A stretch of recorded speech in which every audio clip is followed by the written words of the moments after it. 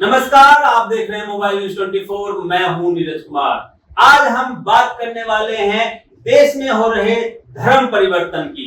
जी हां, न केवल दक्षिण भारत, न केवल छत्तीसगढ़, उड़ीसा जैसे गरीब प्रदेशों में, बल्कि आजकल पंजाब जैसे संभ्रांत प्रदेश, जो कि सिखों का प्रदेश माना जाता है, सरदारों का प्रदेश माना जाता है, वहां भी धर्म परिवर्तन का जो खेला है, जो रैकेट है, जोर शोर से चल रहा है। और इस धर्म परिवर्तन का जो मुख्य जड़ है, वो एक नाम निकल के आया है आजकल, बजिंदर सिंह।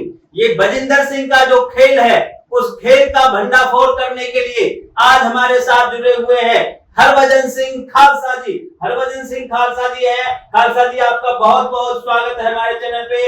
आप बताएं, जो देश में आजकल धर्म परिवर्तन का खेल चल रहा है, क्या धर्म परिवर्तन को जायज माना जा सकता है? और सबसे बड़ी बात, ये जो बजिंदर सिंह आजकल पाखंड कर रहा है, इस बजिंदर सिंह के द्वारा जिस प्रकार से ढोंग फैलाया जा रहा है, इसके बारे में आप क्या कहेंगे? जो ये गरीब लोगों को जिस प्रकार से लालच देके धर्म परिवर्तन कराता है और चमत्कार का नाम देता है।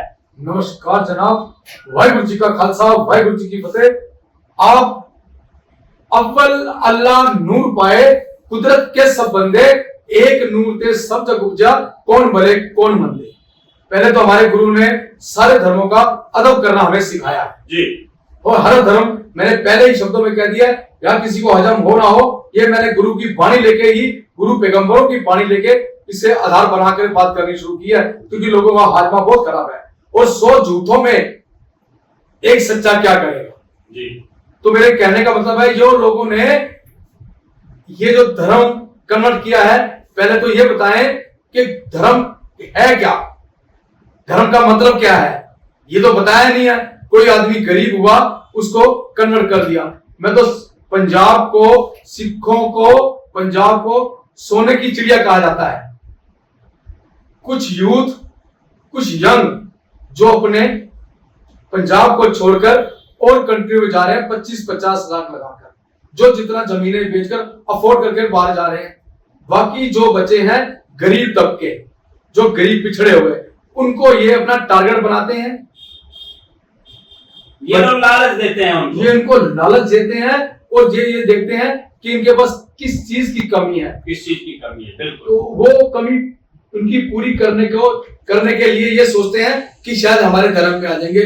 और ये धर्म ऐसे कन्वर्ट होता है, ये तो खाना पीना है, ये शरीर को चाहिए, हमारे आत्मा को तो कुछ और चाहिए। जिस संस्कार से वो पैदा हुआ है, वो तो उसकी रूह में है ही है, ये उसको कन्वर्ट क्या करेंगे, ये क्या कन्वर्ट करेंगे। बिल्कुल। और जिस प्रकार से आप देखिए, मैं अपने दर्शकों को एक वीडियो भी दिखा रहा हूँ इस बजिंदर सिंह के बारे में, और भी ऐसे कई सारे पाखंडी लोग हैं जो कई धर्मों में हैं। हिंदुओं में भी हो सकता है, वो सिख में भी हो सकता है, ईसाई में भी हो सकता है, और सबसे ज्यादा आजकल ईसाई धर्म में इस तरह का पाखंड हो रहा है। लोग किसी को छू देते हैं, वो गिर जाता है, और जो गिरा हुआ है लंगड़ा लूल्हा बन के, किसी का मुंह से आवाज नहीं निकलता, मुंह टेढ़ा पड़ा हुआ है, और उसे इस जैसे बजिंदर सिंह जैसे लोग छू के और उसे ठीक करने का दावा करते हैं कि हमने इसे ठीक कर दिया है। और सबसे एक तरीके से आप मान लीजिए कि सबसे जो बुरी बात है, बजिंदर सिंह खुद को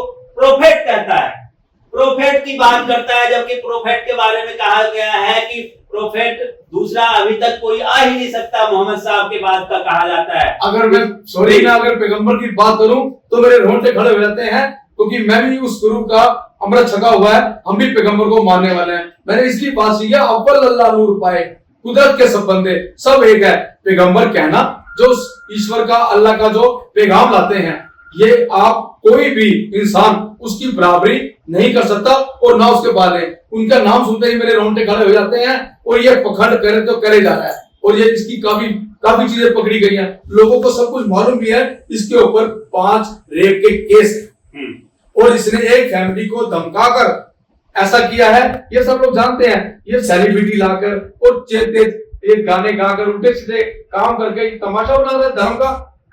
ये तमाशा।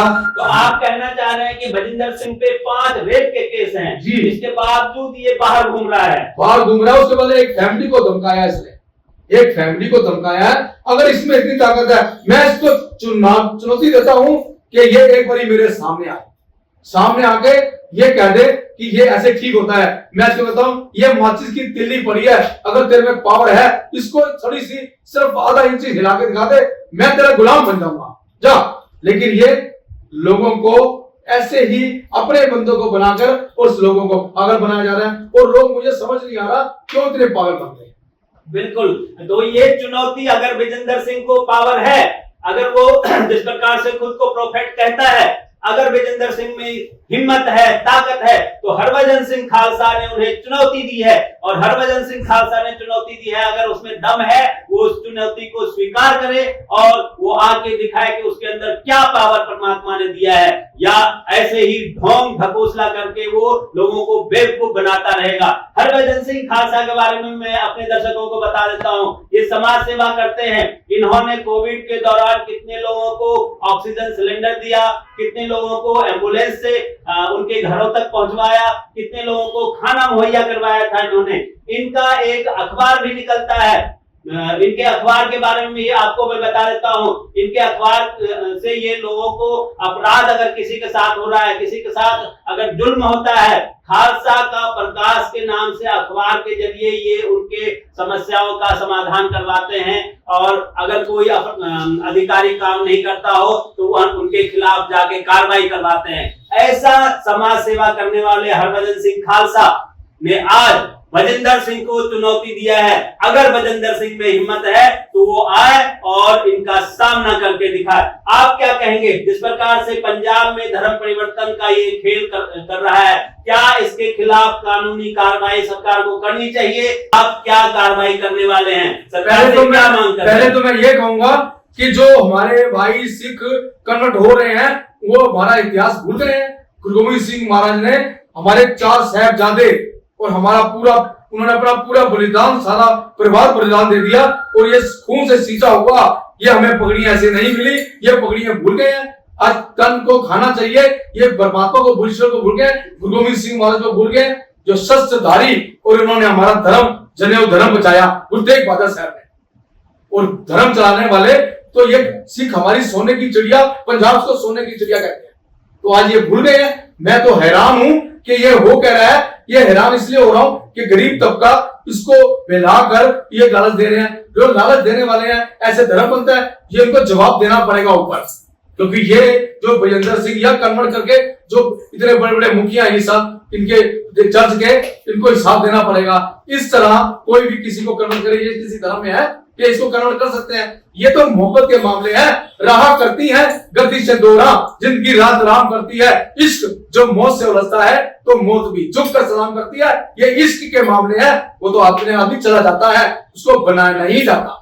बिल्कुल, जिस प्रकार से आपने कहा कि धर्म जो है वो अंदर से निकलने वाली चीज है, आत्मा से परमात्मा को मिलाने वाला चीज है। ये लालच दे के अगर कोई मजबूरी में धर्म परिवर्तन कर भी ले तो वो बंदा उस धर्म का नहीं होता। जो पहले धर्म में, जिस धर्म में उसका जन्म हुआ है, वो उसी धर्म के बारे में सोचता रहता है। लेकिन मजबूरी में वो पैसे के लालच में अगर चला भी जाए तो वो कुछ नहीं कर सकता।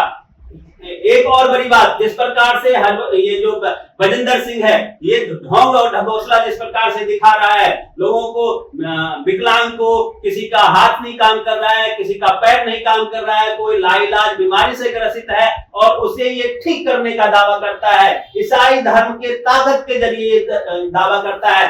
अगर विजेंद्र सिंह में इतना ही हिम्मत है तो ईसाई धर्म का सबसे बड़ा गुरु पोप फ्रांसिस्को, जो ईसाई धर्म का सबसे बड़ा गुरु है, पूरे दुनिया का सबसे बड़ा गुरु, सालों से चेयर पे बैठे हैं, कुर्सी पर बैठा हुआ है, हिल नहीं सकता, उसको 4 आदमी धक्का देके इधर से उधर कर रहा है। अगर इस विजेंद्र सिंह में हिम्मत है तो वो अपने ईसाई धर्म के गुरु को वो ठीक क्यों नहीं कर पा रहा है? इसके बारे में आपका क्या कहना है? अगर इसमें इतनी ताकत आ गई है, इससे ताकत संभाली नहीं जा रही, उल्टे सीधे गाने गाकर सेलिब्रिटी को बुला रहा है और तमाशा बना रहा है। ये एक हॉस्पिटल खोले और लोगों की सेवा करे, उस अल्लाह ताला से मिले, जाके परमात्मा से मिले। अगर सेवा करे तो मिल जाएगा उससे। और ये तमाशा बनाने की क्या जरूरत है कि इतना ही गलत काम करके ये सेलिब्रिटी को बुला के ये तमाशे कर कर, और ये मैं फिर दोबारा चुनौती इसको दे रहा हूं कि अगर इसमें पावर है, मैं अपने कुछ बंदे लाता हूं, उसको ठीक करके बता दे, फिर मैं मानूं। तो पैगंबर बड़ी दूर है, खुदा की पहुंच कहां तक, जिसकी सोच जहां तक, ये बहुत दूर है। लेकिन ऐसे लोगों को मैं हाथ जोड़ के विनती करूंगा, थोड़ा ध्यान से समझें कि पैगंबर क्या थे और ये क्या है। बिल्कुल, पैगंबर की बात, पैगंबर के धूल के बराबर भी ऐसे लोग नहीं हो सकते जो लोग ढोंग ढकोसला का काम कर रहे हैं, जो लोग इस तरीके से लोगों को बहकाने का काम कर रहे हैं। इन्हें तो मैं मानता हूं कि परमात्मा इन्हें स्वर्ग में क्या, अपने पास क्या, नर्क में भी जगह नहीं देंगे। ऐसे लोगों का ऊपर वाले जो है देखना भी नहीं मैं तो चाहते। कहता हूं इसका नाम लेना भी गुनाह है। जिसने अपने आप को परमात्मा मान लिया, ईश्वर का तो अंत ही नहीं है, इसने अपने आप को परमात्मा मान लिया, पैगंबर कहने लगा और ये लोगों को ठीक करने लगा, इसका मतलब ये कुछ और सोचने लगा, तो इसका भी अंत नजदीक ही है। ऐसे आदमी के साथ रहना भी उसके लिए भी गलत है। जो जैसी संगत करेगा उसका तो वैसे ही हाल होगा। तो इसके खिलाफ आप आगे क्या कार्रवाई करना चाहते हैं, मैं तो क्या कहना चाहते हैं? पहले तो अगर वो आपकी चुनौती स्वीकार कर नहीं करता है, नहीं आपके पास आता है, तो क्या आप वहां जाएंगे या उसके खिलाफ प्रशासन में कार्रवाई हाँ, प्रशासन में करेंगे। और मैं अपने ही जितने हमारे भाई लोग हैं, जो लोग समझने वाले हैं, उनके साथ जाकर ये डिस्कस करूंगा कि इसके साथ क्या होना चाहिए, फिर हम कदम उठाएंगे। अगर ये मेरी चुनौती मान जाए, आ जाए मेरे सामने, फिर देखते हैं ये क्या होता है।